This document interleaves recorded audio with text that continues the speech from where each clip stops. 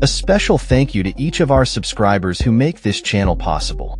Here's today's story. In a dramatic escalation of his law enforcement agenda, President Donald Trump has declared a crime emergency in Washington, D.C., and announced the deployment of 800 members of the National Guard to the streets of the Capitol.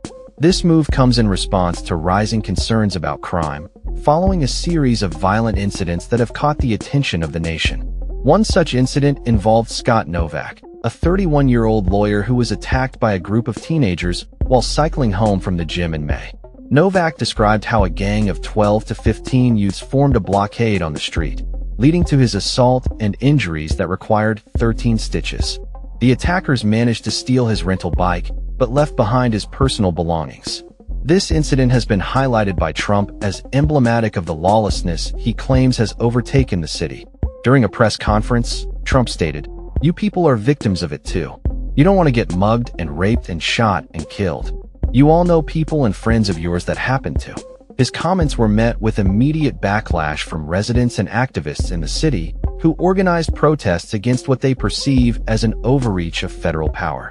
Demonstrators held signs reading "Free DC" and "Resist Tyranny," expressing their discontent with Trump's plans to federalize local law enforcement.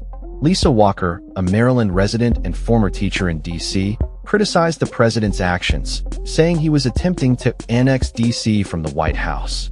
Trump's administration has issued controversial statistics, claiming that Washington has a higher homicide rate than cities like Baghdad and Bogota, further fueling the narrative of a crime-ridden capital. However, data from the D.C. Metropolitan Police indicates that violent crime rates have actually decreased in recent years. The president's rhetoric has been described as incendiary, with claims of violent gangs and bloodthirsty criminals running rampant in the streets. Critics argue that such language only serves to stoke fear and division among residents. The National Guard's deployment will place the D.C. Police Department under direct federal control, a move that has raised alarms about civil liberties and the militarization of law enforcement. Trump has indicated that this initiative is not just about D.C., but a model for other cities facing similar issues. He warned that if other cities do not learn from D.C.'s situation, they may face similar interventions. As the National Guard prepares to support local law enforcement, it remains to be seen how this will impact the community and whether it will lead to a decrease in crime or further tensions between citizens and the authorities. The situation in Washington, D.C. is evolving rapidly, and many are watching closely as events unfold. That's all for this story. We upload videos every day covering many different subjects, so hit that subscribe button to stay informed. Thanks for watching.